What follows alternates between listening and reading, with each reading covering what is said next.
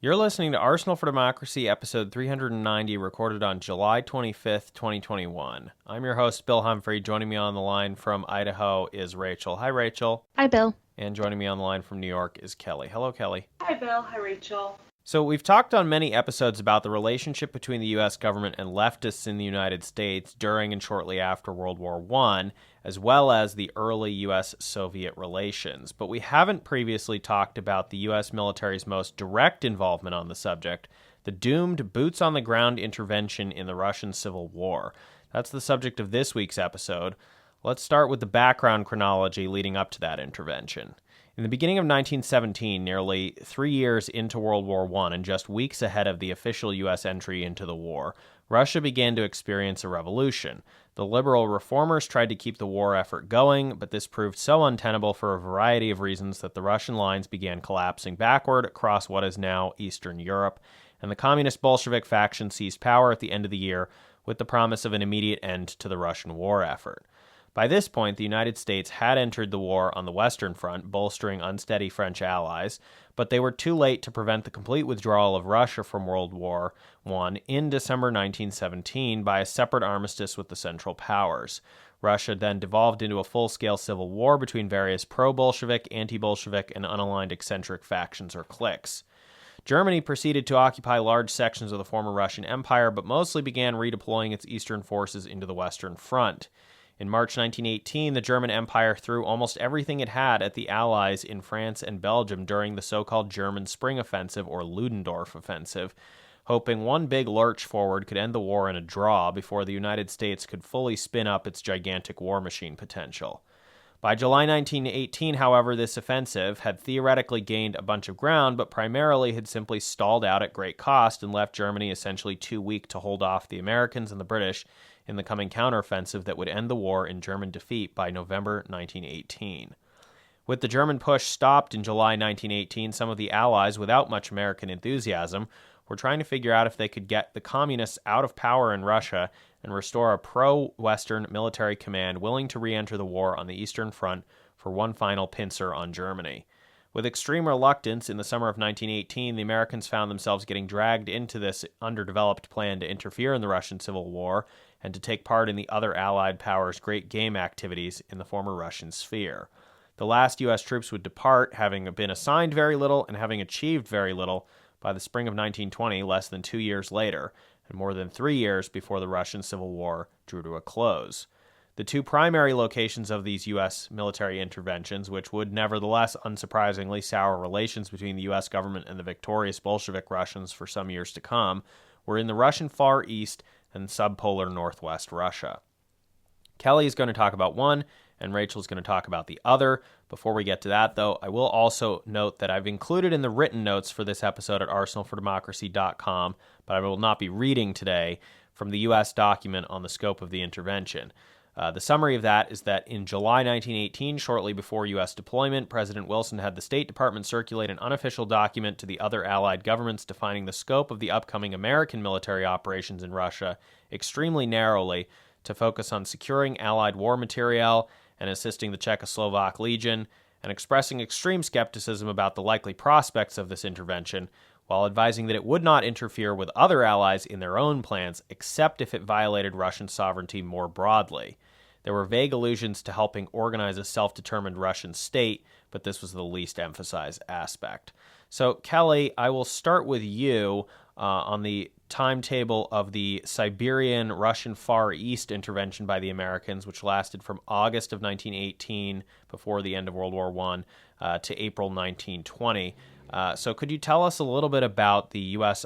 intervention in Siberia and the Pacific coast of Russia? Sure. So the U.S.'s intervention in the far east of Russia primarily was centered around Vladivostok, which is a port city on the Pacific Ocean in the far east of Russia. Apologies to any Russian speakers who I'm sure would correct my pronunciation of Vladivostok. The mission here was commanded by General William S. Graves, and it involved just under 8,000 men in total.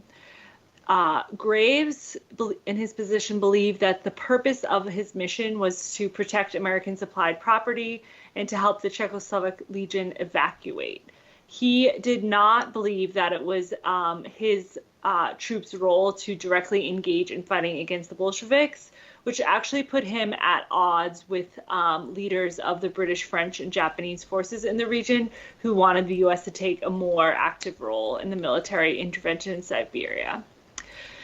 Historians, like we will talk about for many reasons throughout the show, disagree about what the exact intention of this intervention was, but all agreement is that it was a failure. So we'll talk about a number of reasons that Wilson got engaged.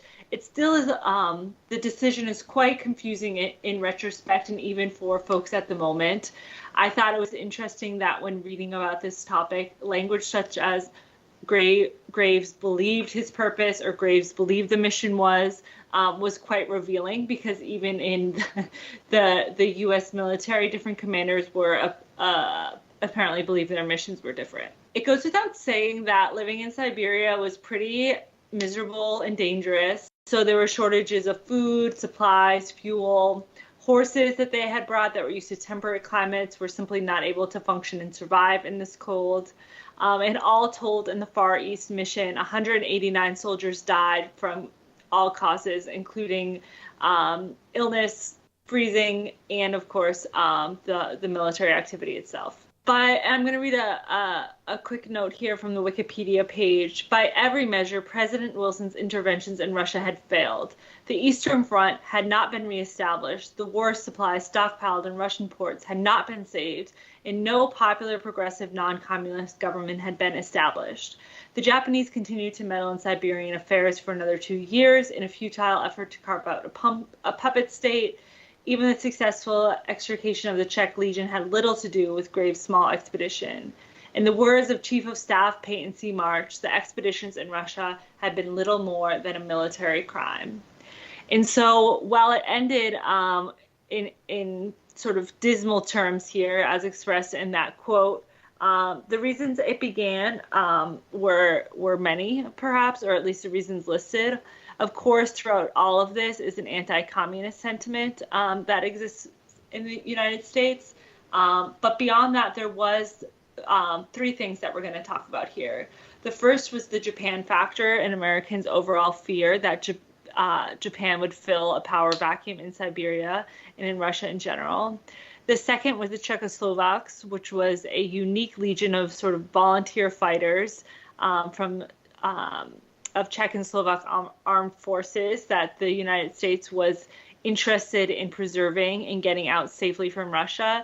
And the third was the Trans-Siberian Railroad, which was a very important American investment and just critical to overall success in any sort of military intervention in Russia at the time.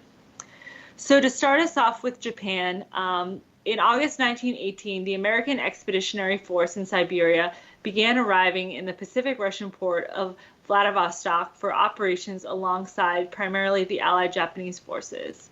Less out of concern for the struggles of the right-wing anti-communist Russian forces in the area, and more out of concern that Japan might try to seize on the chaos to make a substantial land grab against its former regional rival. Less than a decade and a half after the shocking Japanese military victory over Russia, for which the U.S. President Teddy Roosevelt had ended up negotiating the peace treaty in 1905. Given the harsh climate of Russia, it was pretty incredible what the Japanese accomplished there in the Japanese-Russo War that ended with the peace treaty in 1905. And Americans became and remained very concerned about Japanese interest in Russia and what might happen if there was sort of a power vacuum that the Japanese could fill in Russia, given that the Japanese had proven that their military was capable of success in this harsh climate. The Japanese had been asked in 1917 by the French to intervene in Russia, but had declined. In 1918, Wilson asked the Japanese to send 7,000 troops as part of an international coalition. Japan declined to participate in this international coalition, but instead sent 12,000 troops under its own command. The force eventually grew to 70,000 Japanese troops, much larger than anything else the Allies were deploying. So this is one of the many contradictions that we'll talk about today throughout the episode.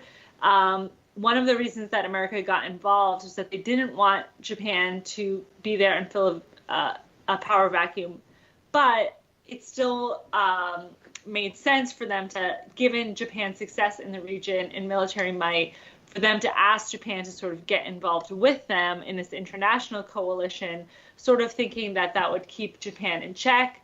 Japan instead decides that they are going to get involved, but on their own terms. And the reasons for this Japanese involvement in the region were fairly poorly defined, just like the American reasons. It was both militarily and politically a failure for Japan, whose army was dragged for misrepresenting the size of the force and the amount of money spent on the effort. The Japanese military was in the region for longer than their counterparts and did not withdraw until 1922.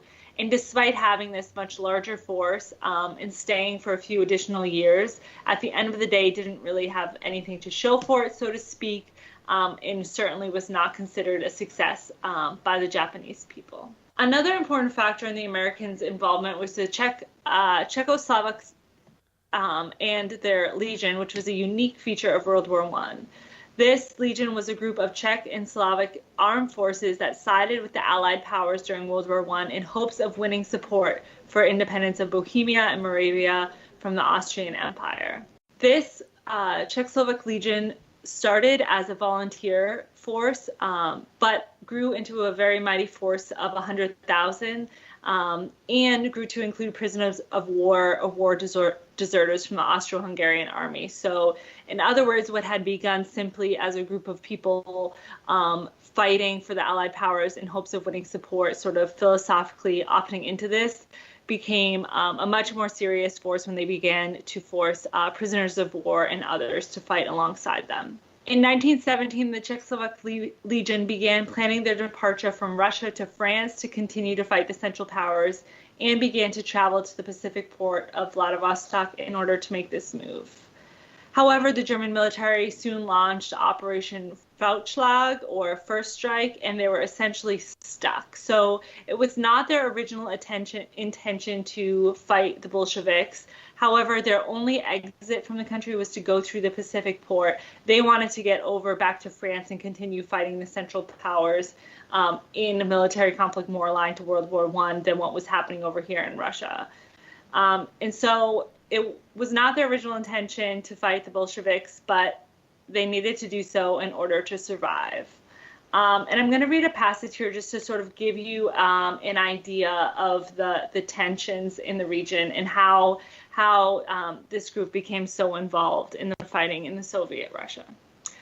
After leaving Ukraine and entering Soviet Russia, representatives from the Czechoslovak National Council continued to negotiate with Bolshevik authorities in Moscow and Penza to iron out the details of the Corps' evacuation. On the 25th of March, the two sides signed the Penza Agreement, in which the legionnaires were to surrender most of their weapons in exchange for unmolested passage to Vladivostok. Tensions continued to mount, however, as each side distrusted the other. The Bolsheviks, despite the order for the legionnaires to remain neutral in Russia's affairs, suspected the Czechoslovaks might join their counter-revolutionary enemies in the borderlands. Meanwhile, the legionnaires were wary of the Czechoslovak communists who were trying to subvert the Corps. They also suspected the Bolsheviks were being pressured by the Central Powers to stall movement towards Vladivostok. So the Czechoslovaks have a pretty long journey ahead of them, obviously through Siberia to this eastern port, and they believe that they are being undermined by revolutionaries in their core, who are being influenced by the Bolsheviks. And the Bolsheviks believe that they are not truly neutral, and it is not the case that they're just trying to get from one point to the other, but believe that they may be counter-revolutionaries. And so this sort of this goes on for a number of months, and fighting between the Czechoslovak Legion and Bolsheviks erupted at several points along the Trans-Siberian Railway in the last days of May 1918. By June, the two sides were fighting along the railway route from Penza to Krasnoyarsk. By the end of the month, legionnaires under General Mikhail Detierkis had taken control of Vladivostok, overthrowing the local Bolshevik administration. And on July 6th, the Legion declared the city to be an Allied protectorate. And so this sort of continues on and on, this fighting largely along the Trans-Siberian Railroad, which we'll talk about in just a moment. But this intention to not get involved in the Bolsheviks just was not possible as the Legion traveled across their territory. And one important note here is that this Czechoslovak Legion was a precursor to an independent Czechoslovakia. And in order for the Allies to establish Czechoslovakia, as they likely intended to do at this point of fighting in World War I, they really needed this legion to survive. This was going to be the army that established an independent Czechoslovakia, and it ended up being the army that did establish the Czechoslovakia. So 1/3 of the initial Czechoslovakian army came from this legion, and nearly all of the initial leadership positions within that army were held by people who had served in the Czechoslovak Legion. And so the United States in this case was looking down the line a couple years, looking to establish this independent Czechoslovakia, and knew that that was not going to be impossible if these troops who were stuck in Siberia did not survive. Another item worth mentioning is that the United States involvement was partially due to this Trans-Siberian Railroad, which had been established and which Americans believed had nearly $1 billion of guns and other American equipment on it that had sort of been like scattered there, stuck there during the war. And the Americans wanted to retain control of this railway, get their supplies out, use this railway to help get the Czechoslovak Legion out. And this was a very critical piece of any success that was to be in military activity in Russia. So in addition to these nearly 8,000 military men, the Americans also formed what they called the Russian Railway Service Corps, which was made of 285 men from various railway companies. They were not initially military men, but were sort of given military privileges and eventually even named to be veterans. These folks came in to control and operate the railroad, not fight for it, because control of the railroad and the ability to operate it was key to any military operation in Russia at the time. It gave you the opportunity to traverse and carry supplies across Siberia, which of course we know is an incredibly inhospitable environment. And as we've spoken about, the railroad was key to the maneuvers of the Czechoslovak Legion.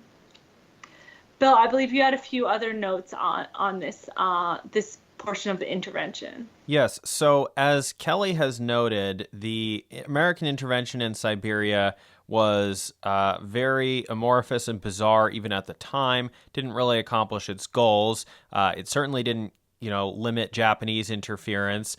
It did not secure the railroad. It didn't really have much to do with the rescue of the Czechoslovak Legion, which mostly had to do that itself.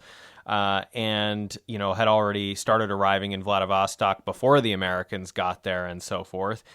So in that regard, this was, a confusing failure. But I think it's worth noting that the operation in Siberia could have gone much worse, not just in terms of the casualties and the pointlessness of it all, but in the sense that the U.S. troops could have, but did not, become overly involved in helping out the ghoulish, brutal White Russia anti-communist commanders or their rampaging Cossack forces in the Russian Far East. And a lot of that is down to General William Graves himself, as Kelley noted, resisting getting his troops embroiled more deeply into that aspect of the conflict because it was not something he had been directly ordered to help out with, but it was also implied that he could have potentially if he had wanted to, or the conditions on the ground had merited such an action. So I wanted to read some quotes here from a Smithsonian Magazine article from February 2019, which we'll be returning to at several points throughout this episode. Wilson decided to keep U.S. troops in Siberia to use the Trans-Siberian Railway to arm the White Russians, and because he feared that Japan, a fellow Allied nation that had flooded eastern Siberia with 72,000 troops, wanted to take over the region and the railroad. Graves and his soldiers persevered, but they found that America's erstwhile allies in Siberia posed the greatest danger. Sticking to Wilson's stated, though disingenuous, goal of non-intervention in the Russian Civil War, Graves resisted pressure from other allies, Britain, France, Japan, and the White Russians, to arrest and fight Bolsheviks in Siberia. Wilson and Baker backed him up, but the Japanese didn't want the U.S. troops there, and with Graves not taking their side, neither did the White Russians. And there's some further elaboration in this article about the Far East political military situation. In November 1918, an authoritarian White Russian admiral, Alexander Kolchak, overthrew a provisional government in Siberia that the Czechs had supported. With that and the war in Europe over, the Czechs stopped fighting the Red Army, wanting instead to return to their newly independent homeland. Now Graves was left to maintain a delicate balance, keep the Trans-Siberian Railway open to ferry secret military aid to Kolchak without outright joining the Russian Civil War. Across Siberia, Kolchak's forces launched a reign of terror, including executions and torture. Especially brutal were Kolchak's commanders in the Far East, Cossack generals Grigory Semenov and Ivan Kalmykov. Their troops, under the protection of Japanese troops, were roaming the country like wild animals, killing and robbing the people, Graves wrote in his memoir. If questions were asked about these brutal murders, the reply was that the people murdered were Bolsheviks, and this explanation apparently satisfied the world. Semenov, who took to harassing Americans along the Trans-Siberian Railway, commanded armored trains with names such as the Merciless, the Destroyer, and the Terrible. Just when the Americans and the White Russian bandits seemed on the verge of open warfare, Bolsheviks began to win the Russian Civil War. In January 1920, near defeat, Kolchak asked the Czech Legion for protection. Appalled at his crimes, the Czechs instead turned Kolchak over to the Red Army in exchange for safe passage home, and a Bolshevik firing squad executed him in February. In January 1920, the Wilson administration ordered U.S. troops out of Siberia, citing unstable civil authority and frequent local military interference with the railway. Graves completed the withdrawal on April 1, 1920, having lost 189 men. Now, before we move on to the other element, Kelley, I want to pause here and give you the opportunity to reflect on any other points that you haven't made yet that you wanted to make, or observations that you wanted to make about the American intervention in Siberia and the Russian Far East. We spent a sort of number of minutes amongst ourselves talking before we pressed record just about the number of contradictions and confusing pieces here. This from the start, this intervention never really quite made sense, which is why historians still talk about why this really happened. And so I think that it is a largely forgotten piece of American military history, in part because it was such a blunder. And I think that it's just important to reflect and try to understand these pieces. Now, Rachel, we're going to turn to you now for the shorter duration operation, but arguably the even more disastrous one from September 1918 to July 1919. And this was on the other side of the country in Russia. For some reason, I guess they thought they were going to link up these operations to each other eventually. That was never even remotely within the realm of possibility, as I guess you'll be able to elaborate for us. But this one is, even more of a failure in many regards, and certainly much more of a disaster for the Americans. So why don't you fill us in a little bit more on the what later came to be known as the Polar Bear Offensive of the 339th U.S. Army Regiment in Archangel. Right. So while the troops were involved on the east, there were approximately 5,000 American troops who arrived in the subarctic Northwest on the White Sea coast. And they arrived in September 1918 to join an increasingly aimless and overwhelmed British force that was attempting since March of 1918 to guard the port of Archangel from both the Bolsheviks and the newly nominally independent but German-dominated Finland. So, as was the case in Vladivostok in the Far East, an unfortunate volume of Allied war materials had arrived in the port shortly before the Bolshevik coup and Russian exit from the war, and the Allies wanted to prevent anyone else from capturing those supplies. But by the time the Americans actually arrived in the fall of 1918 in Archangel to help the British, French, Australians, Canadians, and Italians, this goal was basically too late to accomplish, and the Bolsheviks had already made off with most of the Allied supply caches. The British commanders, with much more expansive goals, then attempted to use the American troops to push south against the Bolsheviks, to mount a breakout from their isolated coastal position and somehow link up with the Czechoslovak Legion troops that were traversing Siberia from west to east. So this ended up putting the Americans into direct offensive combat against the Bolshevik forces, which was against what the Wilson administration had wanted, but this advance stalled, and the Allies realized the local population was thoroughly uninterested in mobilizing to support this effort, which seems like a very optimistic pipe dream on the part of the Allies. The troops never reached anywhere near the Czechoslovaks from this direction, and the Bolsheviks counterattacked in winter, devastating the Allied troops, going against what everyone who has ever played Risk has learned: don't conduct an offensive in Russia over the winter. So by this time, the troops were extremely demoralized, and as World War I had ended in the West on November 11th during this Bolshevik counteroffensive, they were now wondering why on earth they were there and how they were supposed to evacuate with the Arctic Ocean frozen over winter. Probably the only reason they weren't annihilated was because they were much better trained and equipped than nearby Red Army forces typically were. After the armistice, family and friends of these expeditionary force troops called for them to be brought home. They wrote letters to newspapers and petitioned their congressmen. And so the newspapers published op-eds calling for the recall of the troops. And congressmen questioned why they were there. And we'll expand on that later. Meanwhile, with morale so low, rumors of mutinies abounded. The British doubled down, sending relief troops in the spring when the ice cleared, but the American commanders outside of Russia worked quickly to arrange for the Americans to evacuate through Archangel by the summer of 1919. So there was an Alaska Daily Empire article on the return of the 339th Regiment that was published in July 15th, 1919, when the first troops came home from Russia. Quote, with steel helmets of white above their ruddy faces, 46 officers and 1,495 men of the 339th Infantry, first American troops home from service in northern Russia, arrived in Hoboken aboard the von Steuben. The 339th is the regiment about which the mutiny story, which aroused nationwide comment, was circulated several months ago. Pure bunk was the characterization of the story by Major J. Brooks Nichols, wealthy Detroit manufacturer and clubman, who was in command of the returning troops. More bunk has been published about the North Russia expedition than any phase of the war, said Major Nichols. What gave rise to the story that Company 1 of the regiment had mutinied was an incident in which an order was misunderstood by a soldier who could not understand English well.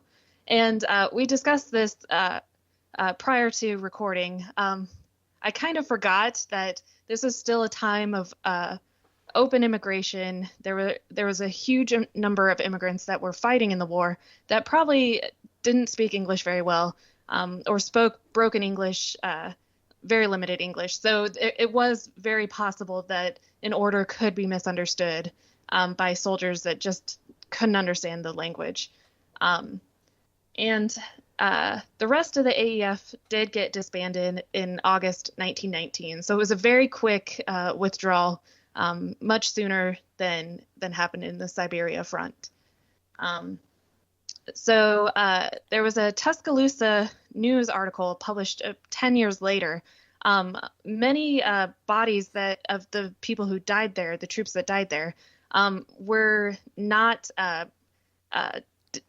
disinterred and repatriated back to the United States.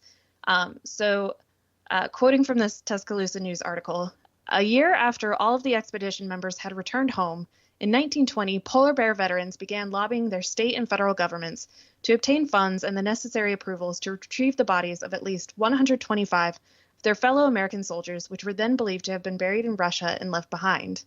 By that time, 112 sets of remains had already been transferred to the United States. By 1929, additional research found that 226 fallen polar bears had originally been buried in North Russia, with a total of approximately 130 sets of U.S. soldier remains then estimated to still be buried in North Russia. Hampered by the lack of diplomatic recognition between the United States and the Soviet Union, It took many years before they finally received permission. An expedition under the auspices of the Veterans of Foreign Wars was successful in organizing and conducting a recovery mission in the autumn of 1929 that found, identified, and brought out the remains of 86 U.S. soldiers. And so this Tuscaloosa News article talked really glowingly about 5 veterans from the 339th who basically took it upon themselves to search for the bodies of these remaining soldiers. It definitely kind of wrote about it in a romantic sort of way. They were riding on horseback, conducting the research, searching, poring over maps to find the remains of their fallen comrades. So it definitely, it didn't sugarcoat the fact that it was somewhat futile that they died over in North Russia, but it did romanticize the search of the veterans to find these remains. So 14 remains of these expeditionary forces were shipped by the Soviet Union to the U.S. in 1934, which reduced the number of U.S. soldiers still buried in North Russia to about 30. And I didn't see that the rest of these 30 ever really made it back. I'm sure in the vast expanse of North Russia, it was quite difficult to find all the remaining bodies that were over there. So as we mentioned earlier, during the entire operation in Northwest Russia, there was virtually no contact or communication between the American troops trapped there and the American troops in the Russian Far East. And going back to that Smithsonian Magazine article about this, the U.S. soldiers in northern Russia were chosen for the deployment because they were mostly from Michigan, so military commanders figured they could handle the war zone's extreme cold. Their training in England included a lesson from Antarctic explorer Ernest Shackleton on surviving below zero conditions. The Bolsheviks' January 1919 offensive against American troops in North Russia, which began with the deadly attack on Meade's platoon, attracted attention in newspapers across the nation. For 7 days, the polar bears, outnumbered 8-1, retreated north under fire from several villages along the Vaga River. On February 9th, a Chicago Tribune political cartoon depicted a giant Russian bear, blood dripping from its mouth, confronting a much smaller soldier holding the U.S. flag. At its mercy, the caption read. On February 14th, Hiram Johnson's resolution challenging the U.S. deployment in North Russia failed by 1 vote in the Senate, with Vice President Thomas Marshall breaking a tie to defeat it. Days later, Secretary of War Baker announced that the polar bears would sail home, quote, at the earliest possible moment that weather in the spring will permit, unquote, once the frozen White Sea thawed and Archangel's port reopened. Though Bolshevik attacks continued through May, the last polar bears left Archangel on June 15, 1919. Their 9-month campaign had cost them 235 men.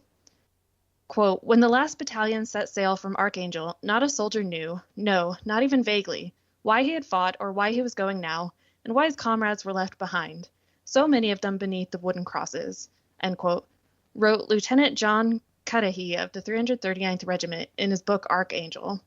So it was much more brutal, short, and it was very clear that the mission was a failure.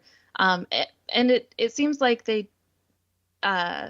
Washington took much swifter action to pull troops out of the Northwest Russia front versus the Far East Russia front.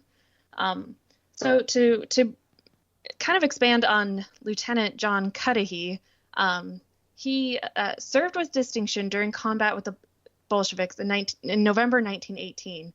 In 1924, he published a book under a pseudonym entitled Archangel, The American War with Russia, in which he sharply criticized the U.S. military intervention in Northwest Russia.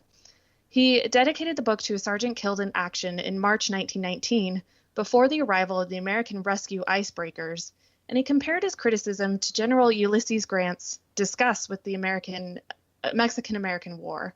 Lieutenant Cudahy was the son of a Milwaukee-based Irish-American meatpacking magnate, and he ended up serving as FDR's ambassador to Poland, then Ireland, and then briefly Belgium and Luxembourg until the Nazis invaded. In June 1941, just ahead of the Nazi invasion of the Soviet Union, Ambassador Cudahy was commissioned by Life magazine to interview Hitler in Bavaria, which the publication emphasized was clearly intended by Hitler to convince the American public not to worry about his intentions despite FDR's escalating warnings, which Life magazine published alongside the interview. Cudahy then wrote a memoir shortly before his death in a horse riding accident in 1943.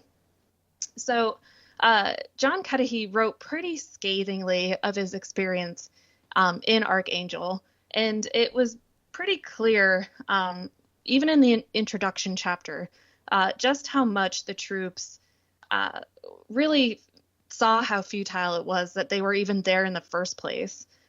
So I'm going to quote a short passage from his introduction chapter of Archangel.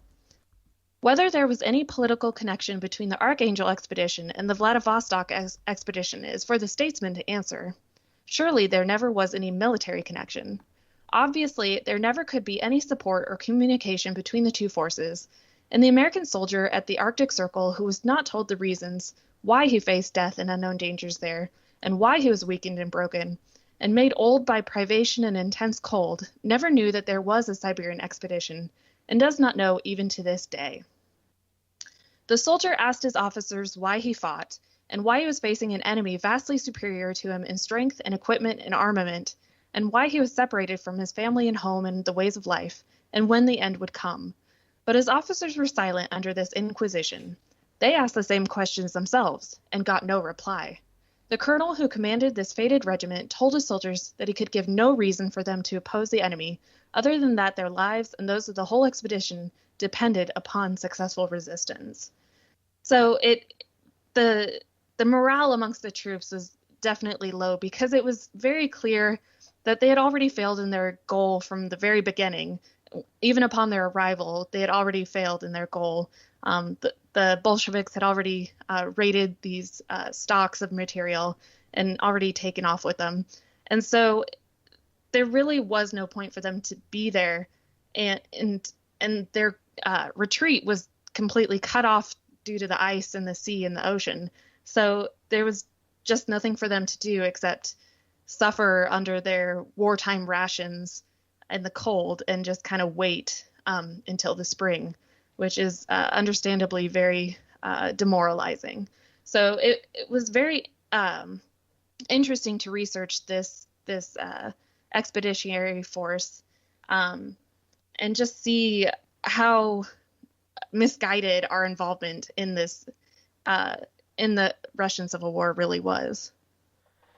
I noted as well that the withdrawal in the Archangel expedition happened before Wilson's stroke, and then he apparently kind of tried to double down on the Siberia expedition instead of withdrawing, even though it was pretty obvious that was also failing. It was just, I guess, less violently failing. But the troops in Siberia and the Far East were not withdrawn until after Wilson had been incapacitated and other people were making the decisions. I do want to offer one concluding thought quoted from that February 2019 Smithsonian Magazine article. Historians tend to see Wilson's decision to send troops to Russia as one of his worst wartime decisions, and a foreshadowing of other poorly planned American interventions in foreign countries in the century since. It didn't really achieve anything. It was ill-conceived, says James Carl Nelson of the Polar Bear Expedition. The lessons were there that could have been applied in Vietnam and could have been applied in Iraq. I also thought it was interesting when you were talking about Ambassador Cudahy's interview with Hitler, which was right before the Nazis invaded the Soviet Union. I wonder what he thought about that, like as soon as that became public and happened a few weeks later. And that was the thing that, eventually stopped and turned back the tide of the Nazi expansion, was getting stuck in a winter war in Western Russia. I wonder what he thought about that. So I guess I'll go back to Kelley at this point to just get some thoughts, since you were focused on the Far East one, if you wanted to offer any observations based on what Rachel's talked about with the Western operation out of Archangel, and then we can go back to Rachel and do the same in the opposite direction. Yeah, I think the basic lack of understanding of Russian geography really stands out here, to think that at any point anyone leading the U.S. military thought that these two different efforts were going to convene and combine. that just really, that stands out to me. Like and to what Bill just said about all of the lessons here to be learned, I mean, really the lack of an exit strategy or the lack of, a definition of success really set this mission up for failure from the very beginning. Rachel, I'll go back to you as well. Your thoughts on both this and the Siberian expedition that Kelley talked about. Well, to just kind of repeat what Kelley said, there wasn't really defined goals or a definition of success that could have come true. It does seem that there were more goals in the Siberian force that they could have had success, I guess, but just the fact that nothing they did really gave rise to anything resembling a successful outcome. It's just interesting that the Siberian front lasted so much longer than the Archangel front, even despite the failures on both coasts. And I just kind of wanted to emphasize that last sentence from the historians. The lessons were there that could have been applied in Vietnam and could have been applied in Iraq. And I just finished reading the Jakarta Method, and basically that sentence was spoken by Frank Wisner Jr., who was the son of secret covert actions starting in World War II. It's interesting to note that it seems to be a real ignorance of history and failures to apply historical lessons to future military actions. So it's something that I think we'll be doomed to repeat, just because we seem to fail to learn from these lessons of meddling in anti-communist missions. It's just something that keeps biting us over and over again. It's interesting to me as well how public this intervention was, these two operations in Russia, that there was, newspaper campaigns and letter writing campaigns and a Senate resolution debating at least one of them and so forth, as opposed to some of these other covert operations and so on. I obviously didn't really talk contextually because I wanted to keep the episode from getting too long about what else was going on at the time with regard to, Haiti and the Dominican Republic and so forth. And we'd done an episode about U.S. military activities in Mexico around the same time, that kind of thing. But this was sort of a remarkably public failure. I also find it very interesting that they seemed to be getting, despite their inability to make contact between the two U.S. expeditions in Russia, the failures of the Archangel expedition, which was the most cut off and isolated of all of them, seemed to be getting out in almost real time to the American press. And you have to really raise an eyebrow at that, because the guy who was commanding the Red Army forces in the area against the Allied expedition trying to break out of Archangel was Trotsky. Presumably, he had control over a lot of the outgoing communications, telegraphs, things like that. And you have to wonder if there was a strategic decision made somewhere by somebody to let word of the disastrous failures and, near annihilation that was potentially on the horizon for this Archangel expedition to be getting out in real time and getting back to the American public.